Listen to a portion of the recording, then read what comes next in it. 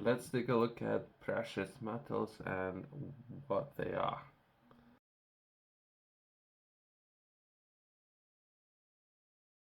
Precious metals have a long and storied history as a store of value dating back thousands of years. Their use a form of currency, jewelry, and store of wealth can be traced through various civilizations and time periods.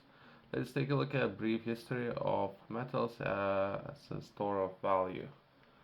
Ancient civilizations, previous metals like gold and silver were among the first metals to be used by humans for various purposes. I personally believe it was copper before using those two metals. I can't find it right now, but I personally believe first metal was copper, and from copper there was gold and silver, all the others, but first one was copper. The earliest known use of gold dates back to ancient Egypt among 3000 BC. These metals were highly valuable for their rarity, durability, and aesthetic appeal. Fun story. It's something that I heard or read yesterday. Since of the current crisis in the world, you can't directly buy some of the metals. Myself, my company cannot do business with certain companies for whatever reason, right? This is what's happening currently in the world. So I need to find, or other people, this is how they did it. They find another company without putting anyone into hot water or whatever, right? They find another company, and another company had to find another company, another company had to find another company, and they can actually purchase copper, by the way, for other company in Italy. I know that place in Italy where they bought all these metals for at, but either way, that's basically where it's coming down to, right? So it, well, either way. Currency. As civilizations developed, previous metals began to be used as a form of currency. They were often minted into coins, making them easier to trade and standardize. Some of the obstacles that they had at the time, nobody had scales, right? So before then, they used to have a long sticks. I personally believe I learned this in the history class back, way back. But not necessarily others had scales. So they instead of having them wooden long kind of sticks of that particular metal, they have changed into so that's overall progression, right? So they have changed that into coins, and every coin supposed to hold some weight, right? So at least it would have some worth to it. Gold standard. Throughout history, many countries adopted the gold standard, where the currencies was directly linked to a specific amount of gold. These systems provided stability to currencies and helped prevent excessive inflation. The most famous gold standard was. Uh, it seems like there was more than one, from what I understand now. One that I'm talking about is established in 1821, which served as modern for other nations, as a model for other nations. So there was more than one. Interesting. Uh, it was working. I personally believe it was working just fine at the time. I'm not entirely sure why some people decided to move away from this particular standard. Silver and other metals. While gold was primarily a store of value, silver, platinum, and other precious metals also play significant roles. Silver, for instance, was used extensively as currency in many parts of the world and was often the standard for smaller denominations. If any takeaways from this particular video, it would be hedging against economic uncertainty. Throughout history, people turned into precious metals during the time of economic instability or crisis. Why would you need to have a particular store of value? One of the ways how you can store particular value would be precious metals. based on holding perhaps some of your wealth in different vehicles. One of them being precious metals, right? Depending on of where you're storing your value, if it's in different businesses, different properties, and or it would be fiat currencies. Perhaps you need to diversify into perhaps 16 different vehicles and to protect your wealth, right? About 16. So one of them would be precious metals. During wars, financial panic, and economic downturns, individuals and governments often sought for security of gold and other precious metals as a safe havens.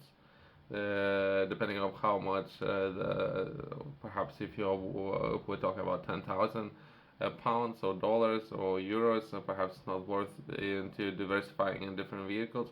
But when sums become very large and big, and you want to protect that wealth, since overnight there are some people who can lose 200 billion overnight, right? So they might be interested in protecting their wealth.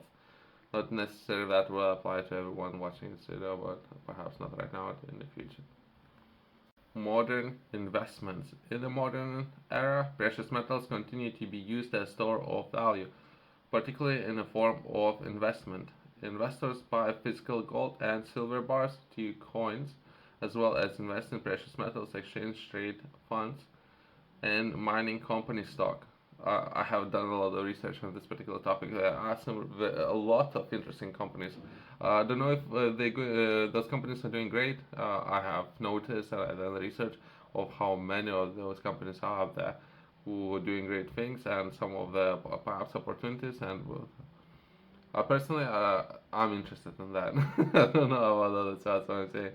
These investments are seen as a hedge against inflation and economic volatility. Overall, based on history, most of the coins and the way how they were to be done, some of the countries would be Scotland, England, France, other countries. Any store of value that was held based on history, over time it can lose 24 times, 30 times, 35 times its value over time. That was fiat currencies. This is the history, right? So you can do your own research to understand it. So it always lost its value. So unless you have your wealth and overall store of value diversify into different vehicles, perhaps you can protect against it the best possible way. But most of the time, it will lose value. In the book that I'm reading right now, they're even discussing perhaps even better from certain periods of times they have store of value in grain or corn, based on how fast sometimes even based on history the money would lose its value in compared to how much food was worth at the time. So in the book they're trying to make an argument which is better store of value, grain or at the time currency of the country, where grain had better storage of value compared against the currency of the country. So the history, they always had this problem, so it haven't been solved. If anything, that after I read some of these articles, even bringing up that point, which seems to be silly, it seems like it's always been there. So the problem's always been there, and people were constantly trying to think about a better way of doing it.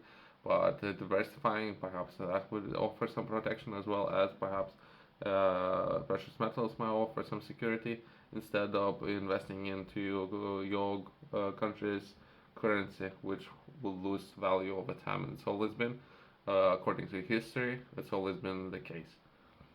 For those of you who are interested in learning more, I have made this journal for people who are interested in structuring your day 24 hours and making most of 24 hours.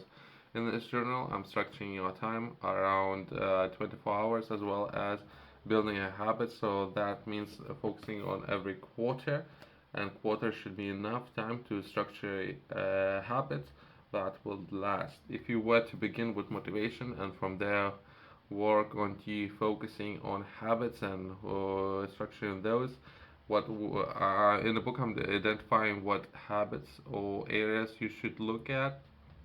You can change it whichever way you think it's better would work for you. But I personally believe that's a good place to begin and start with, and from there progress into different areas. You can find this journal in the description below, as well as top retailers has it.